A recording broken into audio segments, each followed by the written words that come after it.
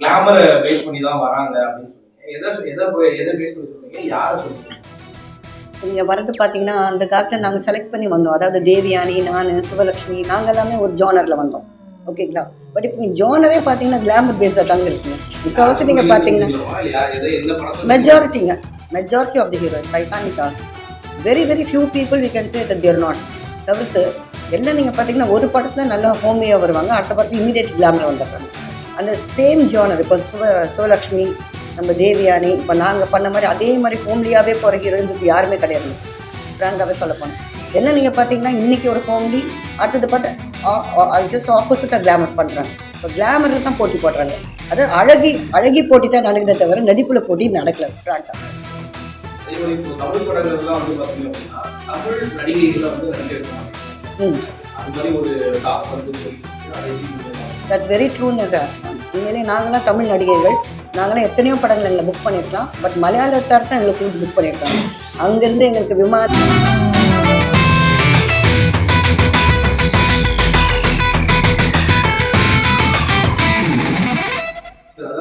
படத்துக்கு சென்சார்லாம் வாங்கிட்டீங்களா? ஏன்னா இப்போ வரைக்கும் பெரிய படங்களுக்கே வந்து சென்சார் பிரச்சனை இருக்குது. ஆனால் நம்ம படத்தோட சென்சர் நடந்துட்டு இருக்குது. நமக்கு 30க்கு தானே இது. நமக்கு 20-22 முன்னாடி நமக்கு சென்சர் கிடச்சிடும். அதே மாதிரி சின்ன பட்ஜெட் தியேட்டர் வந்து கிடைக்காம தியேட்டர் கொஞ்சம் கம்மியானாலும் படம் நல்லா இருந்துச்சுன்னா கண்டிப்பாக தியேட்டர் கிடச்சிடும். அது மலையாளம் இருந்தாலும் சரி, தமிழாக இருந்தாலும் சரி, கண்டென்ட் படம் நல்லா இருந்துச்சுன்னா தியேட்டர் கிடச்சிடும். ஃபஸ்ட் டைமில் ஆர்டிஸ்டை பார்த்துக்கிட்டு பேனரை பார்த்துக்கிட்டு கொஞ்சம் தியேட்டர் கிடைக்கிறதுக்கு கொஞ்சம் கஷ்டமாக தான் இருக்கும். அது எல்லா இடத்துலையும் அப்படி தான், இங்கே இருந்தாலும் கேரளாவில் இருந்தாலும் அப்படி தான். ஆனால் படம் நல்லா இருந்துச்சுன்னா கண்டிப்பாக தியேட்டர் கிடச்சிடும். இப்போ ஃபஸ்ட் டைமில் இங்கே மலையாளத்தில் தான் ரிலீஸ் பண்ணது. டேரக்ட் மலையாளம் தான் செய்கிறது.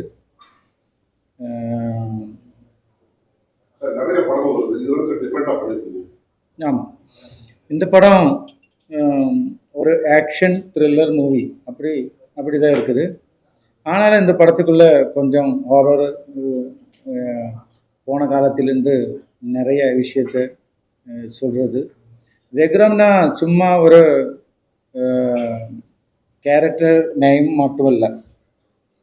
அதுக்கு கேரளாவை பொறுத்த வரைக்கும் தெக்கன் கேரளத்தில் அந்த ஒரு முன்னாடி இருந்தால் ஒரு 40-45 வருஷத்துக்கு முன்னாடி இருந்த ஒரு ஸ்டோரி, அது வச்சு தான் ரெகுராம். அப்படி தான், அதுதான் ரெகுராமோட ஸ்ட்ராங்.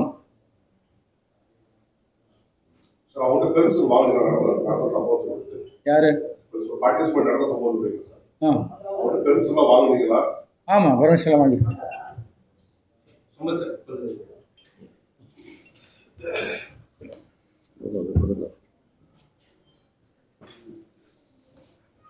நீங்க பேசும்போது சொன்னீங்க இந்த மாதிரி மலையாளத்துல தான் ஃபுல் ஃபிளெஜ்டா வில்லனா வந்து பண்ணியிருக்கேன் அப்படின்னு. தமிழ் படங்கள்ல உங்களை வந்து அங்கீகரிக்கியா இன்னும் ஃபுல் ஃபிளெஜ்ல வில்லனா? இப்பதான் அங்கீகரிச்சுட்டு வந்துட்டு இருக்காங்க. அங்கீகரிக்கலன்றீங்களா? அதாவது வில்லன் கூட ஹீரோ கூட நடிச்சதுனால்தான் வந்து மற்ற லாங்குவேஜ்லயுமே கூப்பிட்டு நடிக்க வச்சிருக்காங்க. ஸோ அங்கீகரிக்காம மற்ற லாங்குவேஜ் கூப்பிட மாட்டாங்கல்ல. இங்க வந்து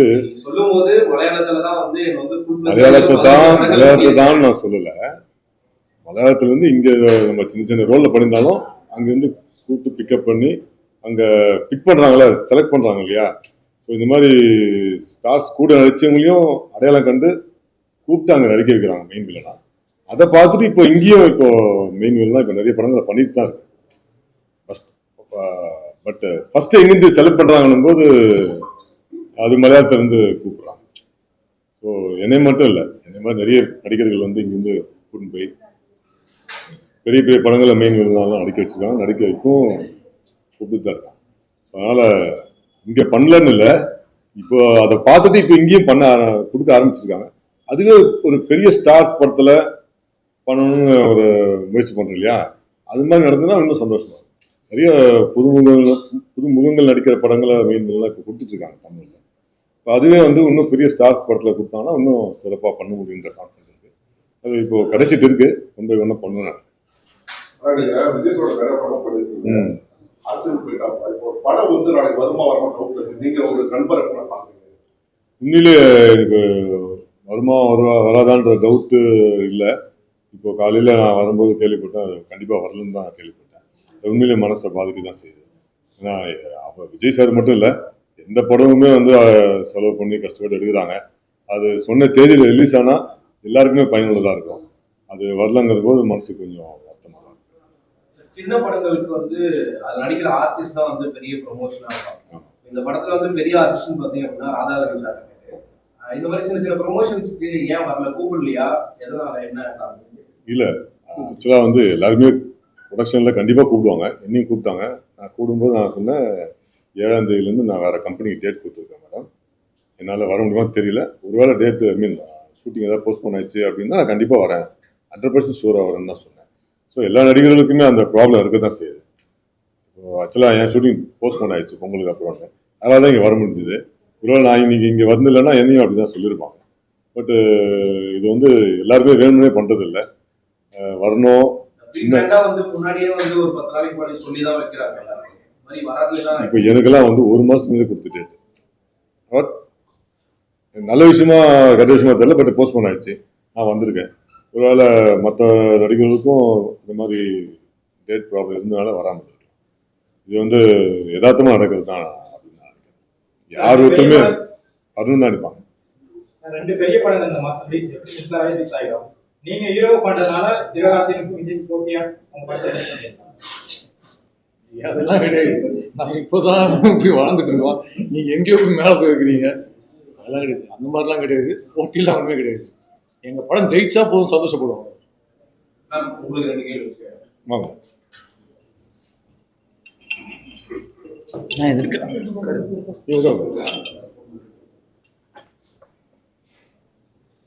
சொல்லுங்க சார். நீங்க பேசும்போது சொன்னீங்க, இப்போ வர நடிகர் ஆக்டர்ஸ் எல்லாமே வந்து கிளாமரை பேஸ் பண்ணி தான் வராங்க அப்படின்னு சொன்னீங்க. எதை பேஸ் பண்ணி சொன்னீங்க, யாரை சொல்றீங்க? இப்போ நீங்கள் வரது பார்த்தீங்கன்னா, அந்த காலத்தில் நாங்கள் செலக்ட் பண்ணி வந்தோம். அதாவது தேவயானி, நான், சிவலக்ஷ்மி, நாங்கள் எல்லாமே ஒரு ஜானரில் வந்தோம். ஓகேங்களா? பட் இப்போ நீங்கள் ஜானரே பார்த்தீங்கன்னா கிளாமர் பேஸாக தாங்க இருக்குங்க. முக்கால்வாசி நீங்கள் பார்த்தீங்கன்னா majority of the heroines I can't toss very very few people we can say that they're not. தவிர்த்து எல்லாம் நீங்கள் பார்த்தீங்கன்னா ஒரு படத்தில் நல்லா ஹோமியாக வருவாங்க, அடுத்த படத்தில் இமீடியட் கிளாமர் வந்துடுறாங்க. அந்த சேம் ஜானர் இப்போ சிவலக்ஷ்மி, நம்ம தேவியானி, இப்போ நாங்கள் பண்ண மாதிரி அதே மாதிரி ஹோம்லியாகவே போகிற ஹீரோயின்ஸ் இப்போ யாருமே கிடையாதுங்க. ஃப்ராங்காகவே சொல்ல போனேன். எல்லாம் நீங்கள் பார்த்தீங்கன்னா இன்றைக்கி ஒரு ஹோம்லி, அடுத்தது பார்த்து ஜஸ்ட் ஆப்போசிட்டாக கிளாமர் பண்ணுறாங்க. இப்போ கிளாமரில் தான் போட்டி போடுறாங்க. அது அழகி போட்டி தான் நடக்குதே தவிர நடிப்பில் போட்டி நடக்கல ஃப்ராங்காக. அதே போல இப்போ தமிழ் படங்கள்லாம் வந்து பாத்தீங்க அப்படின்னா தமிழ் நடிகைகளை வந்து நடிக்க வைக்க மாட்டேங்கிறாங்க. அது மாதிரி ஒரு டாக் வந்து போயிட்டு இருக்கு. அதை எப்படி நீங்க பாக்குறீங்க? தட்ஸ் வெரி ட்ரூன்னு நான் உண்மையிலே நாங்களாம் தமிழ் நடிகைகள், நாங்களாம் எத்தனையோ படங்கள் எங்களை புக் பண்ணியிருக்கலாம். பட் மலையாளத்தார் தான் எங்களை கூப்பிட்டு புக் பண்ணியிருக்காங்க. அங்கேருந்து எங்களுக்கு விமான டிக்கெட்டை கொடுத்து ஹோட்டல் ரூமை கொடுத்து புக் பண்ணுறாங்க. ஆனால் சென்னையிலே எங்கள் ஷூட்டிங் போயிட்டுருக்கு, எங்களை திரும்பி கூட பார்க்கல. அது என்னவோ தெரியல, தமிழில் ஒரு ஃபேஷன், மலையாள ஹீரோயின்ஸ் கொண்டு வருவாங்க, மும்பை ஹீரோயின்ஸ் கொண்டு வருவாங்க. தமிழ் ஹீரோயின்ஸான நாங்கள் 1-2 பேர் தான் முன்னுக்கு வந்திருக்கோமே தவிர மெஜாரிட்டி நீங்கள் பார்த்தீங்கன்னா நார்த் இந்தியன் மலையாள ஹீரோயின்ஸ் தான் பண்ணியிருக்கோம்.